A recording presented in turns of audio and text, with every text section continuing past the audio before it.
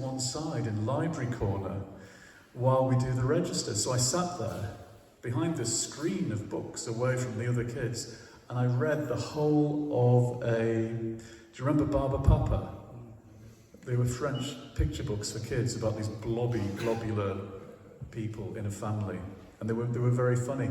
And I read the whole of one of those.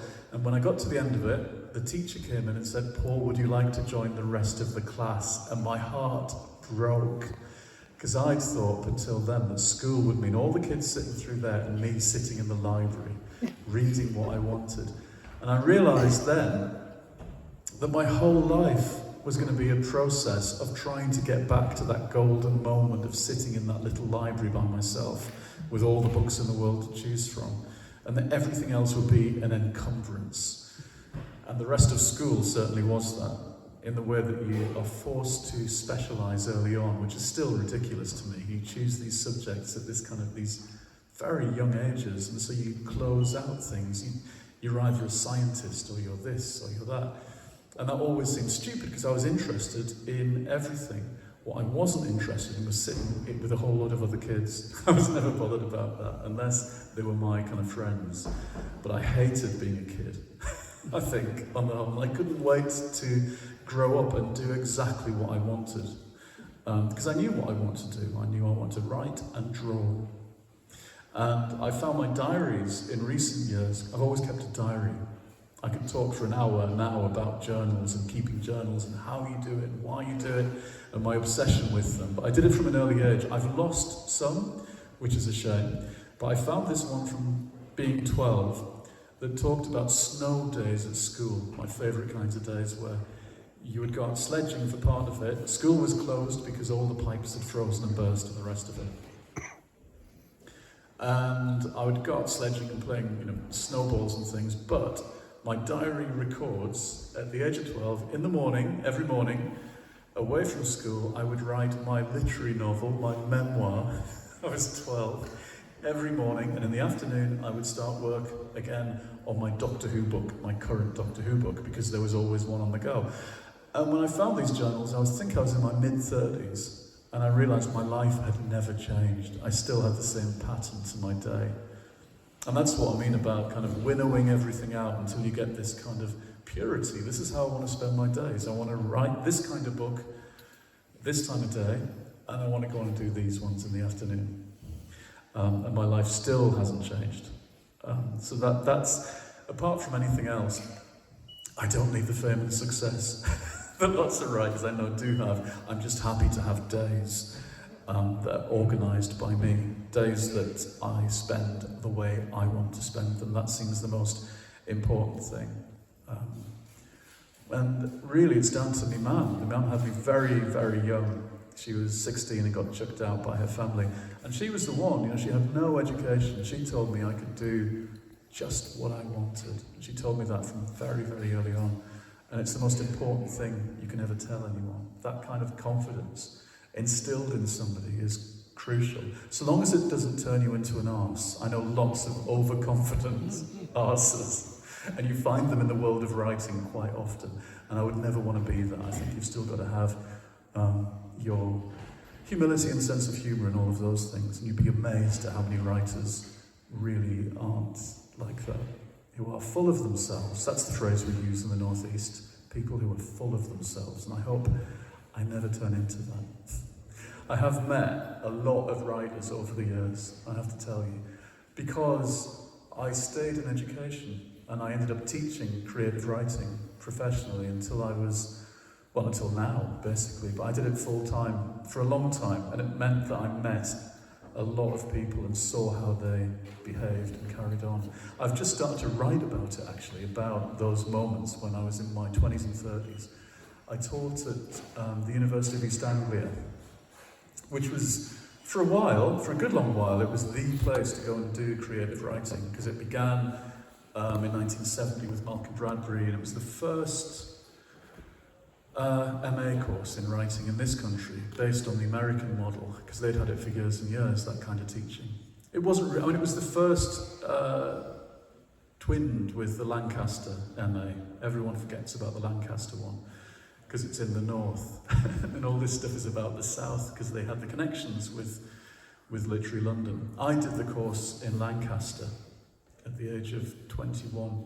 And we always felt like the kind of shabby, poorer sibling of the UEA course, because it didn't have the connections to Literary London. We didn't have the famous alumni. UEA had people like Ian McEwan, and they would all fall down in a faint whenever they mentioned Ian McEwan, whose books, I must say, I never really liked. I always found them a bit bloodless. But they revere him down there. And when I went as a lecturer, you couldn't say a word against Ian McEwan, so I used to, on purpose.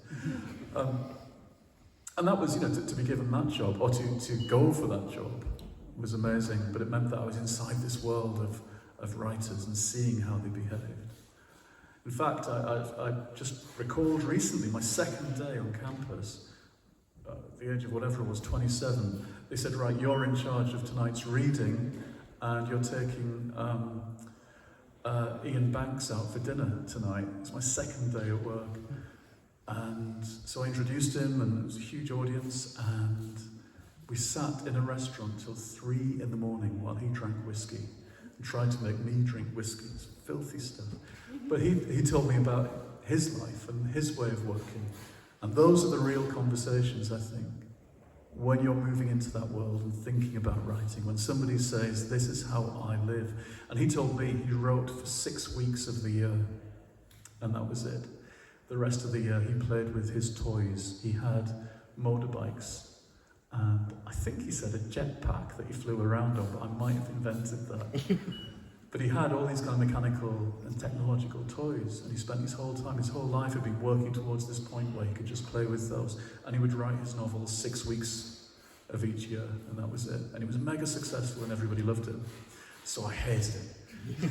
No, I thought he was marvellous, and I was kind of a bit starry-eyed at first, because people were, interesting and funny, and then of course I met the awful ones.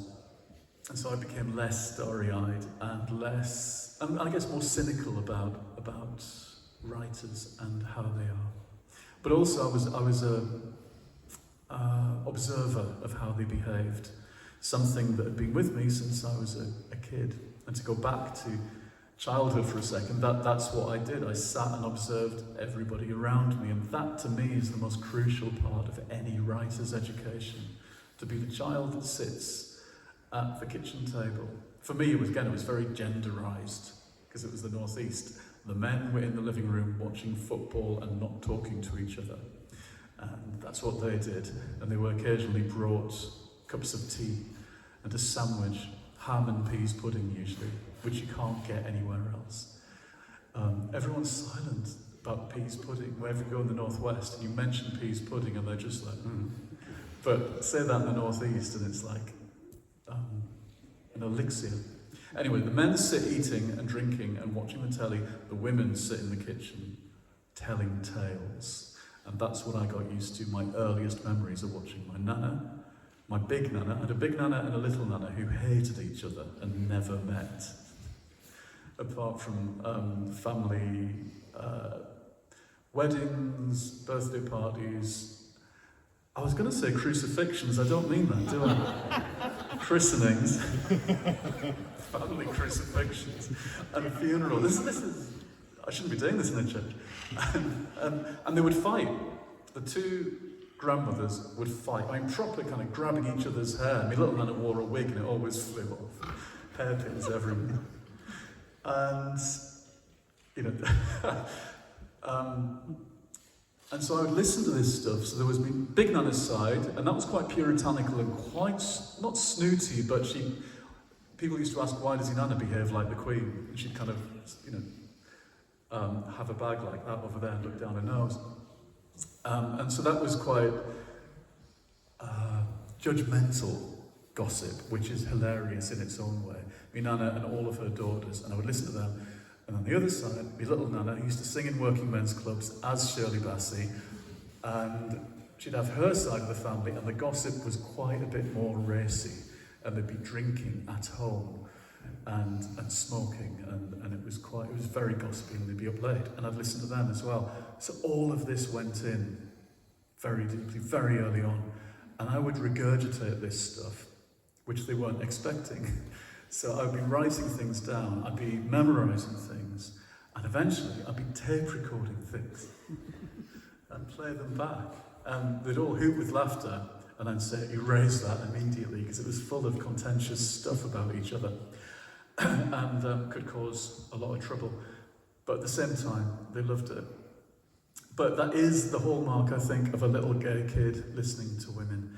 I ended up with my own kind of one-man show where I'd do the stories, but then intersperse it with lip syncing to things like Debbie Harry. This is about 1978. And I'd get hit by my dad for doing this. Do not stand on the poof in your little Nana's front room lip syncing and telling tales. Because meanwhile, there's my older cousin, and he would do, his thing would be doing sit-ups.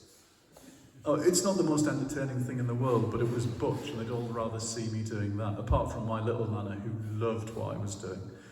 So they could see they were bringing up a small gay kid without even realising they were doing it. Anyway, that was the beginning of learning to tell a story. If I could make these women laugh at tales about themselves and each other, it was a triumph somehow. And of course, it's all attention, isn't it? But telling stories is a very particular thing. It's not just relating what happened or the kernel of the story, it's the eking of the details out, the relish of those ridiculous details, which I can hear things being torn. Is that my nerves being shredded? He's making something. It's the eking out of those details and the holding back of suspense, all that stuff I learned to adore from the earliest age. When I came to do my MA at 21 at Lancaster, I was surrounded by poets. There was no other novelists. They had poets and novelists together, which sometimes can be a bit like having cats and dogs in the same group. And I was writing a novel about a transsexual who moves onto a council estate in the northeast, and it involved magical realist interludes with people turning into animals and some kind of strange S&M queen and people being queer bashed, and it was quite vivid and very sexy. There was lots of sex scenes and people were just falling off their chairs. And to me, I was just regurgitating life as I'd seen it and experienced it with a bit of exaggeration. But it was interesting to me to get to actually have quite a hard time of being accepted by writing the things that I wanted to write. And they kind of told me, you can have one thing. You can be queer, but that's it. Or you can be working class, but you have to write this kind of novel in which people are quite miserable in their working class lives. Or you can be magical realist, but you have to be South American, and you're not South American. And I want to do all of those things, because to me, they were all a product of where I'd been and who I'd been, and just because you can put labels on them didn't mean that they couldn't all go in together. So it's been a bit of a fight, really, to convince people that those things do go together. I was obsessed at that point, my early 20s, with magical realist feminist writers, and that was helpful from that point of view, because people like Angela Carter and Jeanette Winterson and Sarah Maitland and Michelle Roberts had pushed things on that bit further in this country. I did my PhD on Angela Carter. Do people know Angela Carter still? She seems to have kind of slipped a bit in people's kind of popular imagination. There was a big resurgence in the 90s. She died in 92, and publishing and people who believed in her work kind of pushed her forward, but she seems to have slipped again in some ways. Anyway, I was obsessed with her feminist fairy tales. That's such a reductionist way of talking about what she did, but they were kind of lurid, hammer horror fairy tales that she wrote. Again, very sexy, very intellectual, and she's the kind of writer that makes you go off and read lots of other writers and read lots of other subjects, and that's the kind of work I love. And so she was useful in showing a route through for a writer who likes to go from genre to genre, which I do. I like putting more than one genre in one book. All the things you're told you're not allowed to do. I like to do, which is a nightmare. Much easier to stick to one thing and make it easy for booksellers to sell you and for publishers to place you, but I've never really done that. I've always just gone my own way. And so I will veer from doing a book about a band who win the Eurovision Song Contest and then try and get back together 20 years later. And it's a kind of rock biography, following that up with a murder mystery, or at least a kind of thriller about young twins who kill. Not even thinking that those are different genres. To me, it's the characters that come first. And yes, we can use genre tropes and things that are familiar from different genres and mix them up. But I just thought in the age we live, when people do, with music and art, everyone's mixing stuff all the time, aren't they? And in the 90s especially, when sampling and dance music and all that stuff was coming in, it just seemed natural to me that books should somehow do that as well. But books and publishing are a very conservative kind of world, really, in the end. However radical the contents are, the way they're sold and the way they are presented to the world can be quite staid. Sorry. I'm going to carry on. I'll ask some questions in a minute. Sorry, I'm kind of rambling on about my life, but I think it's something I like to talk about and tell people that you've got to stick to your guns. You find out what it is you want to do and stick to it. And that's been my kind of progress through it. Part of that is writing Doctor Who novels. Because again, it's about giving back to something that's obsessed me. I once interviewed Ali Smith at UEA, because she was our writing fellow in about 1997, so she had the office next to me and we had to do various events together. And I interviewed her on stage, and she said, we are the first, she's about my age, we're the first generation of literary writers who have watched as much TV as we read books growing up, and that's a very important feature that people don't usually talk about, that as a generation, and the generations that come after us, are absorbing narrative and all the things about narrative, character, and the stuff that we get from stories. We're taking it not just from books, it's film and TV as well, and we don't even question that, and that's kind of interesting in lots of ways. And my Doctor Who stuff does come out of the fact that there has been this Doctor Who publishing phenomenon going alongside the TV show since 1964. And when the show was off the air, the novels were the thing that was still there, keeping the story going forward. And in my early 20s, it seemed lots of people I knew were doing these books, and I held off until I established myself as a writer elsewhere before allowing myself to do a Doctor Who book. It seemed important to do quotes, real books first, but I still enjoy doing them. And at the moment I'm doing this series, this beautiful series, for Puffin books. Puffin books was something else I was obsessed with as a kid. Puffin were the kind of hallmark of everything, really. And now they do this series where they mash up Doctor Who with Puffin children's classics.